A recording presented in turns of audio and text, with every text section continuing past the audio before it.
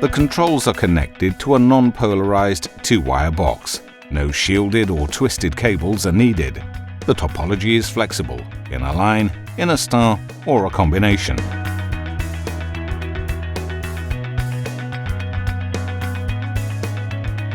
One flush mounting box is sufficient, with a single or multiple wall-mounted printed circuit board mounted on top.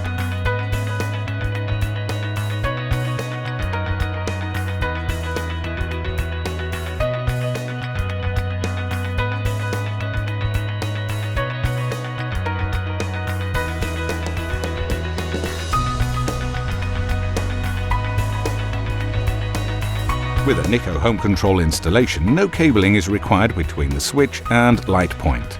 This means that fewer holes need to be made in the ceiling.